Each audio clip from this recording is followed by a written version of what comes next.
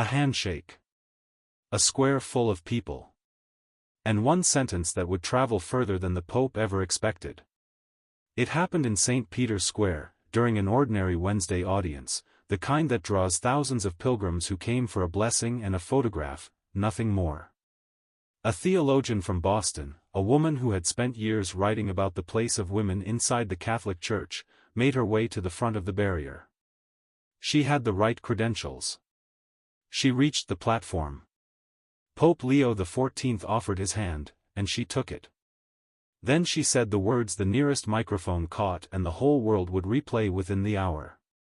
"Holy Father, thank you for not closing the door." He held her hand a second longer than protocol required.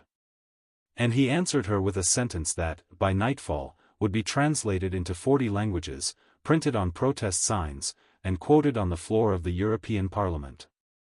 I did not open it, either. I simply said it was never locked. 11 words. That's all it took. 11 words for a sitting pope to turn a closed theological debate back into an open one, in front of cameras, in front of pilgrims, in front of a church that had spent decades insisting the question was finished. To understand how a pontiff arrives at a sentence like that, you have to go back 6 days. Because nothing about that handshake was an accident, and nothing about it was sudden.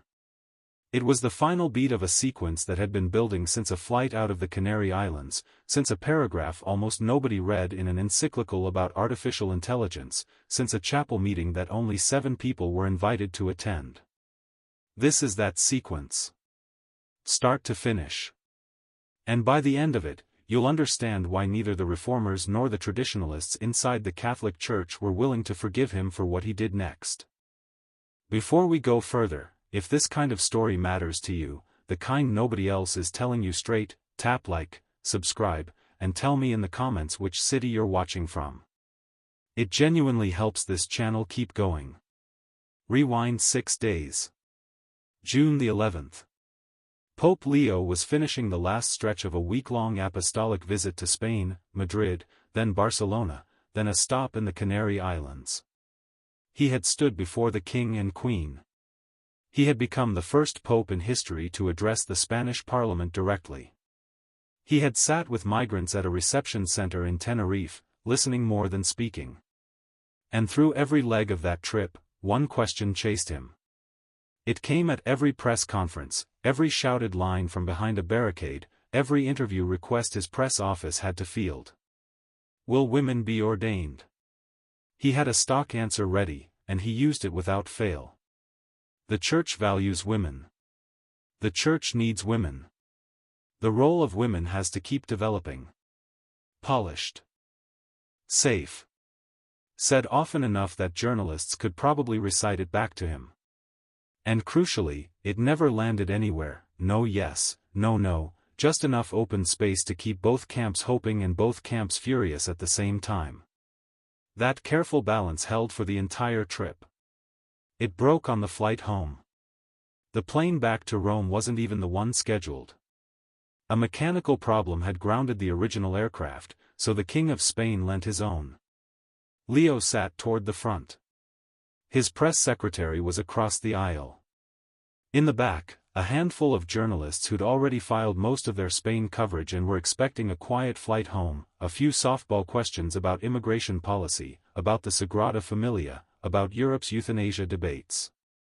The list had been pre-approved. Everyone understood the boundaries.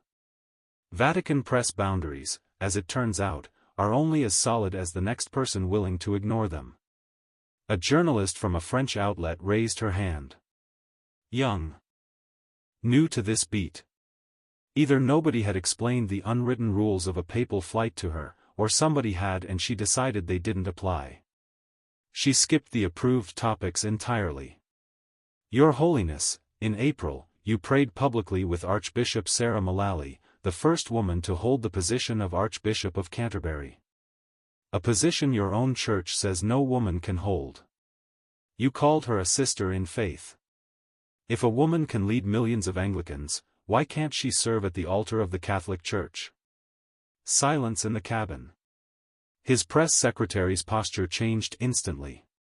There's a standard move for moments like this: acknowledge, redirect toward synodality, mention ongoing study, exit the question without answering it. Every advisor in his orbit had drilled that sequence into him for exactly this scenario. He didn't run the sequence. He looked at her. He let the silence stretch a beat longer than was comfortable. And then he gave her 5 words that within hours would be called the most dangerous sentence a pope had spoken in decades. That is the right question. Not a policy. Not a ruling. Not even a real answer. 5 words, and they detonated anyway. Within 2 hours they were on every major outlet on Earth, translated into 40 languages, dissected by Vatican analysts who couldn't agree on whether it was a deliberate signal, an unguarded slip, or something in between. 3 hashtags about it were trending globally before midnight in Rome. A retired American archbishop went on television calling it the most reckless thing said by a pope since the Second Vatican Council. A feminist theologian in Paris called it the first honest sentence a pope had spoken about women in this century. Strange thing is, both of them were partly right. Inside the Vatican itself, the response moved faster and quieter than either of those public reactions.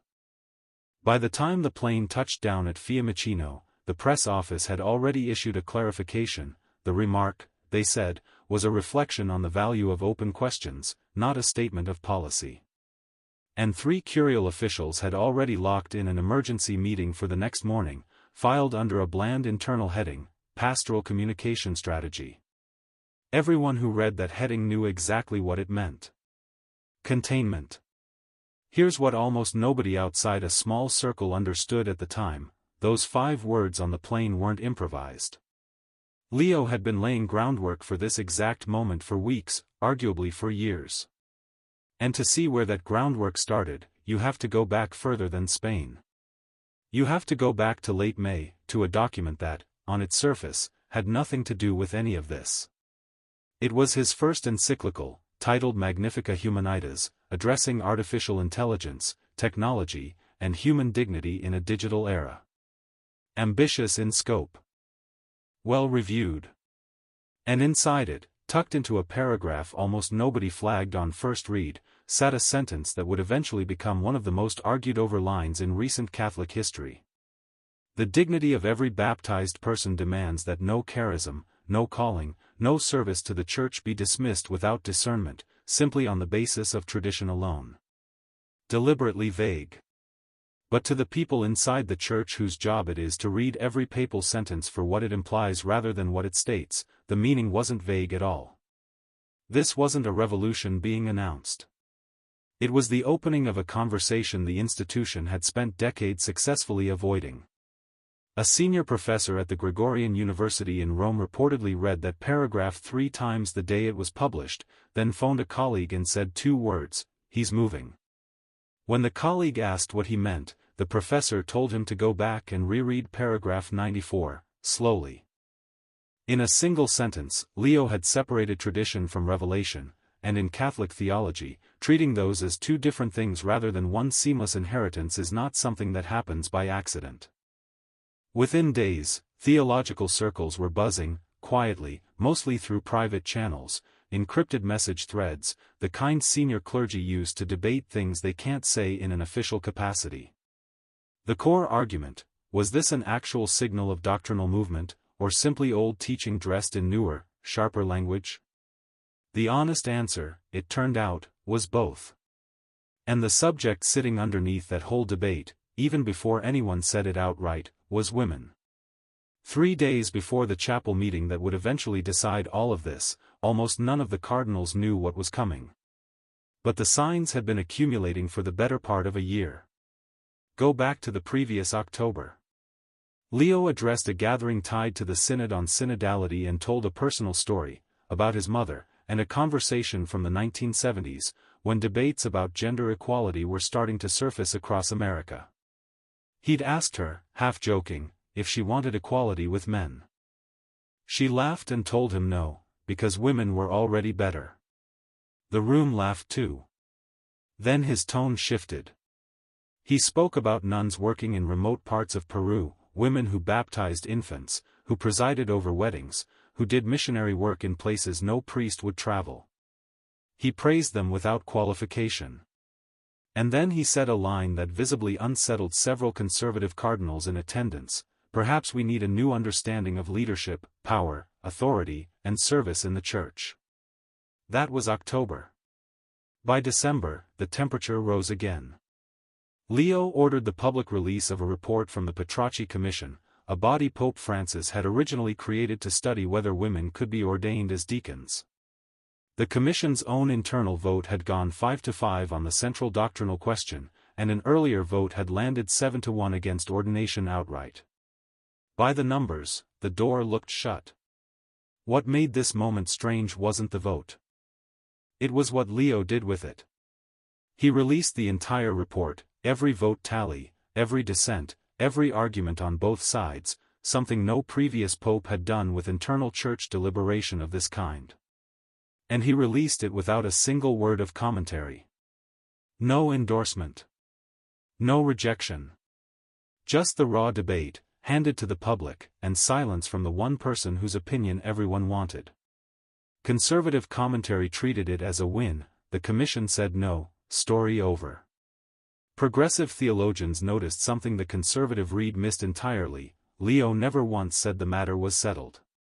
He simply showed people the argument and stepped back. In the language of Vatican politics, a silence position that precisely is never an accident. Then came April, and the meeting that made headlines well beyond Catholic media: Leo, praying publicly alongside Archbishop Sarah Mullally, the Anglican Communion's first female Archbishop of Canterbury.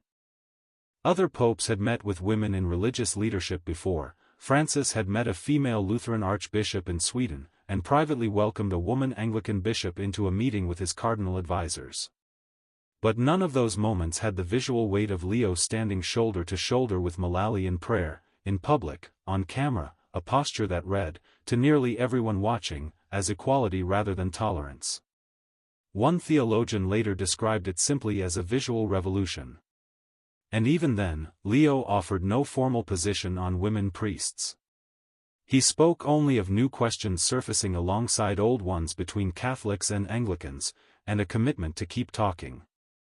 No ruling. No clarity. Just more open space. All of that, the encyclical's paragraph 94, the October speech about his mother and the nuns in Peru, the December release of the Patriarchy report, the April prayer with Mullally, had been building toward something, even if nobody watching from outside could see the shape of it yet. The plane ride home from Spain was the moment it finally broke the surface. 3 days after that flight, on June the 15th, Leo was back in Rome, and the city's Catholic establishment was in a state of controlled panic. Not the visible kind: no crowds in St. Peter's Square, no headlines about protest.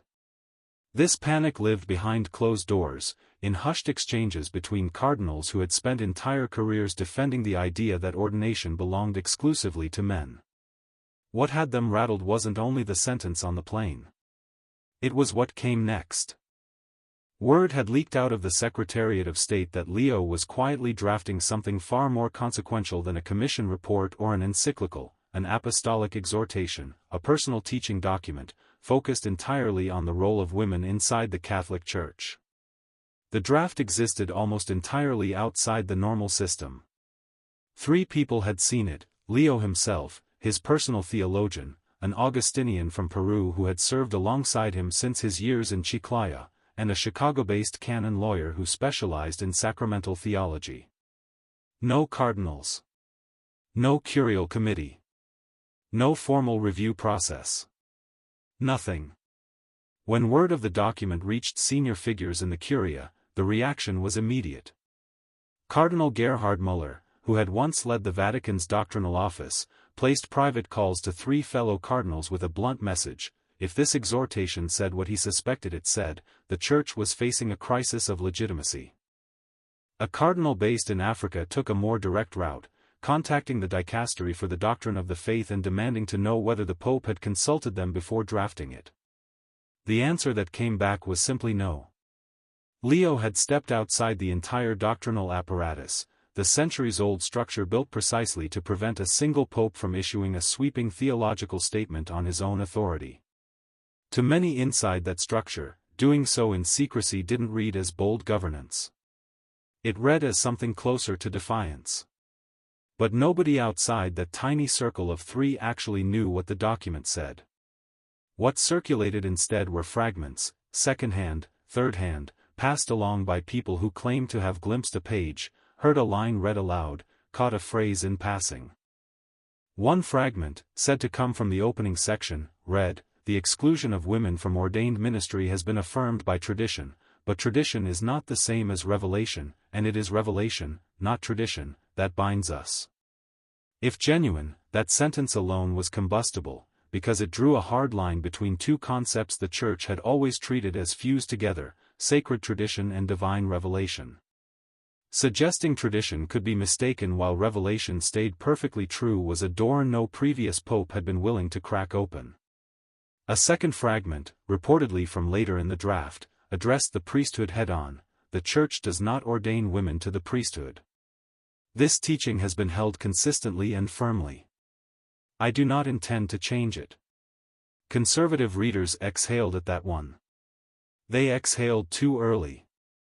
Because the sentence immediately after it reportedly read, "However, the diaconate is not the priesthood, and the question of whether women may serve as deacons has not been definitively resolved by the magisterium."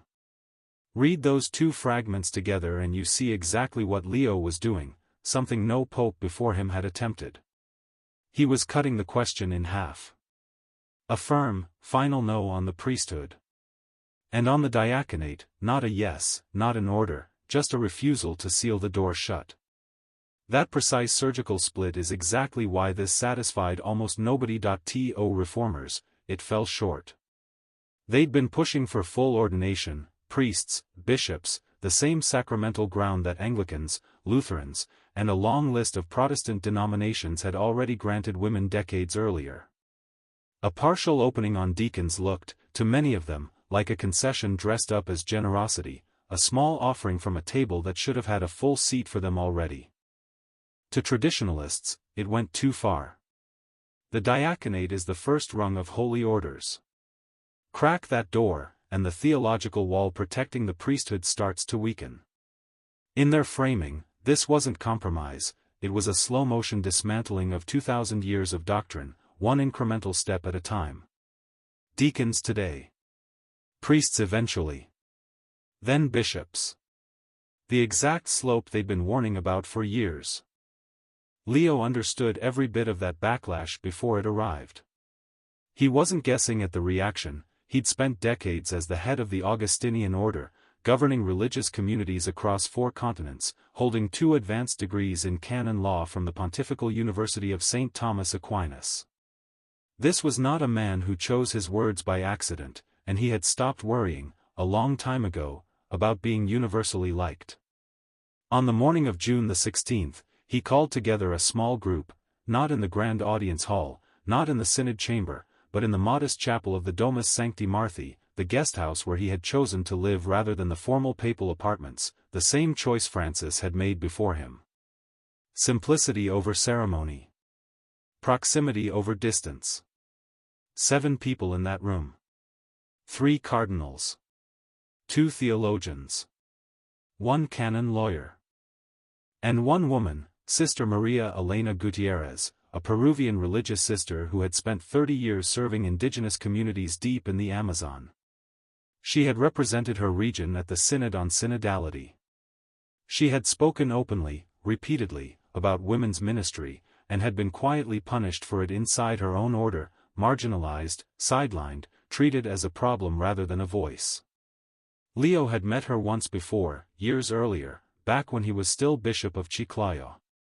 She had come to him then with a real, immediate problem, a parish with no priest, families whose children had never been baptized because the nearest ordained minister was 200 kilometers away. She'd asked him one direct question: if God calls me to serve, why does the Church tell me I cannot? He hadn't answered her that day. But the question never left him.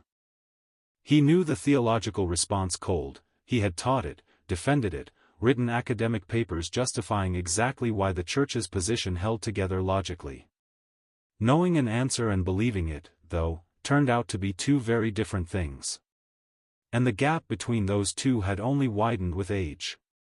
In that small chapel, his voice low and unhurried, Leo spoke for under 10 minutes, but every sentence of it would leak within hours and ripple across the entire global conversation about women in the Church. "I have heard the voices," he told them. "I have heard the women who feel rejected. I have heard the theologians who insist the door is closed. I have heard the cardinals warning me that any movement here will split the Church. I have heard all of it." A pause. "But I have also heard the silence.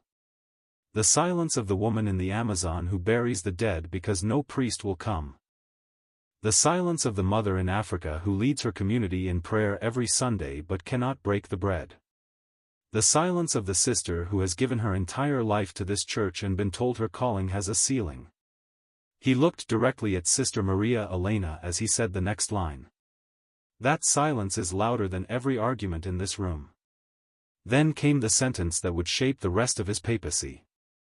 "The priesthood is reserved for men. I affirm this. I believe this.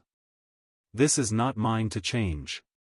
It belongs to the constant tradition of the Church and the teaching of those who came before me.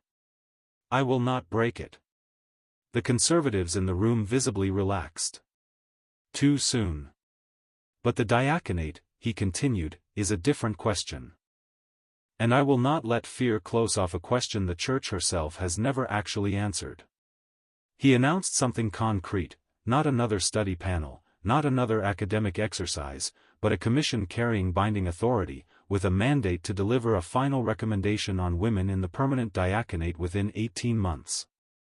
And he set one non-negotiable condition: the commission would not be composed solely of men.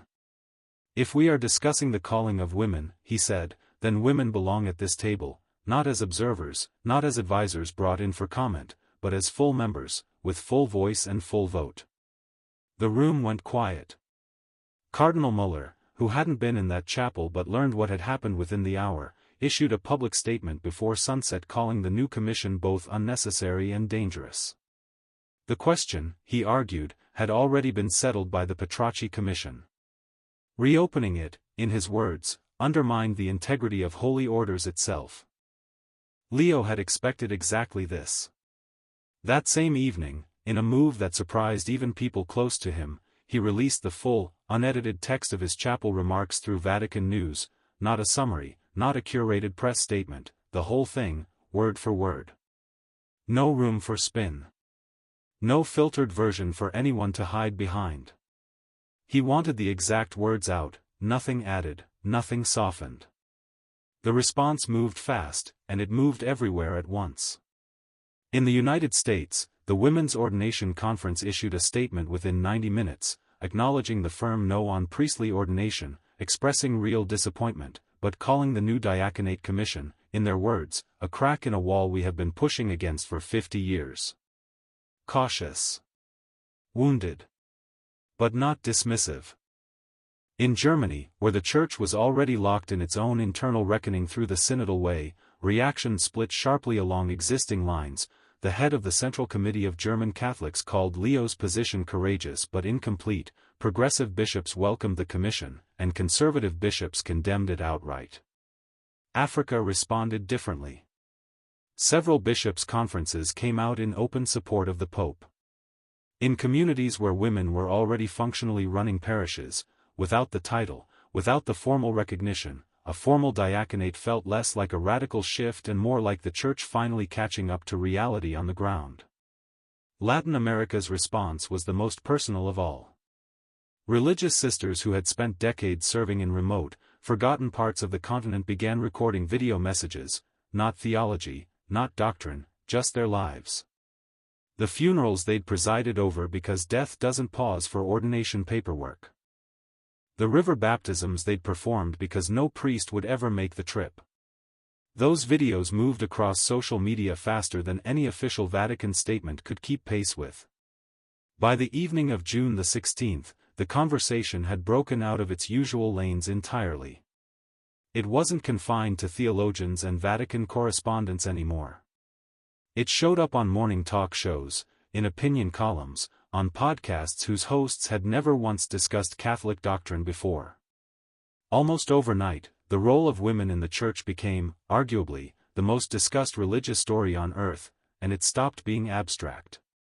Previous Vatican controversies had largely stayed theoretical, the kind of canonical dispute that mattered enormously to insiders and meant nothing to everyone else. This one had faces attached to it. Mothers. Sisters. Daughters. Women that other women actually knew, who had grown up inside this church, served it for decades, and been told, eventually, that their service came with a limit. A phrase began circulating across Latin America, translating roughly to, "My calling has no ceiling." Within 24 hours it had been used more than 2 million times. And then, on June the 17th, 2 days after that chapel meeting, came the moment that opened this story. The weekly general audience in St. Peter's Square. Leo speaking mostly about Spain, about the migrants in the Canary Islands, about the Sagrada Familia. Routine, on the surface. Until the closing greeting line, when a theologian from Boston reached the platform, took his hand, and thanked him for not closing the door, and he told her he hadn't opened it either. He had simply said it was never locked. That sentence didn't stay inside the square. It moved through theological journals within days. It got quoted on the floor of the European Parliament.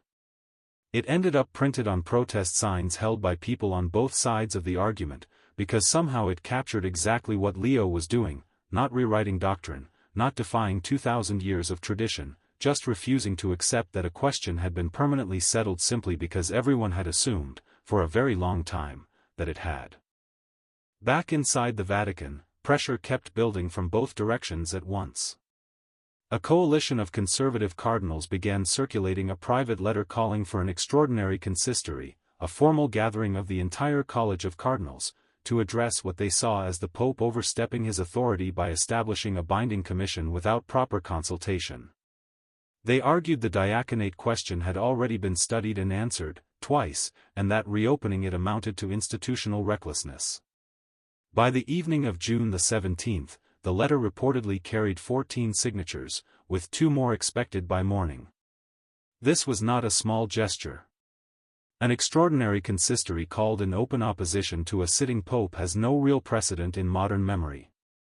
The closest comparison was the formal dubia, written questions of doubt, that a small group of cardinals sent Pope Francis in 2016 over his teaching on divorce and communion. Even that had been framed as respectful theological inquiry. This letter read more like direct institutional confrontation. Leo was told about it around 8 that evening. According to someone in the room at the time, his entire response was a single line: 14 signatures is not a schism. It is a conversation. Then he went back to work. On the other flank, progressive Catholic organizations were already arguing the commission didn't go far enough. A coalition representing women's groups across 12 countries issued a joint statement demanding the Commission's mandate be expanded to include the priesthood itself, arguing that limiting the conversation to deacons was, in its own way, just another form of exclusion dressed up as progress. He was being pressed from 2 completely opposite directions, with equal intensity, at the same time. And he didn't bend toward either one. He didn't issue a clarifying statement. He didn't soften his position, and he didn't harden it either. He simply held the line he'd already drawn, like someone standing in a doorway, refusing to step either forward or back. That night, back in his room at the Domus Sancti Marthi, Leo sat at his desk. Phone face down. The missed calls had climbed past 100. His inbox was overflowing: interview requests, demands for clarification, messages of support, messages threatening exactly the opposite. He opened his laptop and pulled up the exhortation draft. 43 pages, written in a patchwork of English, Spanish, and the kind of precise Latin only a trained canon lawyer would enjoy. Months of revision still lay ahead. Canonists would comb through it, theologians would argue over its phrasing, but its central argument wasn't going to move. Women would not be ordained as priests. That particular door was not his to open. The diaconate, though, remained a genuinely open question, and an open question, he believed, deserved an honest answer rather than a politically convenient one. He typed one final line at the bottom of the draft, the sentence that would eventually close the published document: "The Church does not fear questions. She fears the silence that comes when we stop asking them." He saved the file. Closed the laptop. Turned off the light. For a while he just sat there in the dark, listening to the building settle around him, footsteps somewhere down the hall, the low hum of an air conditioning unit, the faint sound of church bells somewhere beyond the Vatican walls. He thought about his mother, back in Chicago, decades ago, telling him, half joking, half completely serious, that women were already better than men. She had died long before he became a cardinal, long before any of this. But hers was still the clearest voice in his head. Clearer than any cardinal's. Clearer than 2,000 years of tradition pressing down on him every single day of this job. He thought about Sister Maria Elena. About river baptisms. About communities that had never had a resident priest and likely never would. About the women who kept showing up to serve them anyway, with no title, no formal recognition, no place in the Church's official structure despite a lifetime of devotion to it. He thought about the French journalist on the plane. About the theologian in the square. About 14 signatures on a letter, and 2 million uses of a hashtag halfway across the world. And somewhere in all of that, he arrived at a realization he would never say out loud, because there are some things a pope simply cannot say publicly. This had never really been a question about theology. It was a question about fear. Fear of change. Fear of losing control. Fear of admitting that, somewhere across its long and complicated history, the institution might have gotten something wrong, not the gospel itself, not the core truth at the center of the faith, but the human interpretation layered on top of it, the decisions made by people about who gets to carry that message forward. That fear was real, and he felt it too. Every pope does. 2,000 years of precedent is not a light thing to carry, and it's even heavier to question out loud. But Leo had spent most of his life in places where fear simply wasn't a luxury anyone could afford, in the mountains of Peru, in parishes across Chicago, on dusty roads through the Amazon. In those places, the question was never who had the proper authorization to serve. It was only ever who actually showed up. And more often than not, across every one of those places, the answer was women. Outside, Rome stayed awake the way it always does: tourists, pilgrims, protesters, believers, skeptics, all moving through streets that have circled this faith for 2,000 years. Inside, a 70-year-old man from Chicago sat alone in the dark, fully aware that by morning the world would want something he had no intention of giving it: a clean answer, a tidy resolution, a clear winner and a clear loser. Leo had never believed in clean answers. He believed in the right questions. And the question of women in his church, their calling, their dignity, their service, their voice, was, to him, exactly that. He'd said it on a plane. He'd said it in a chapel. He'd said it to a woman standing in St. Peter's Square. And alone now, in the silence of that room, he said it once more, to no one and to everyone, to the God he had served since the morning, 44 years earlier, when he was ordained a young Augustinian priest on a June day that probably looked a lot like this one.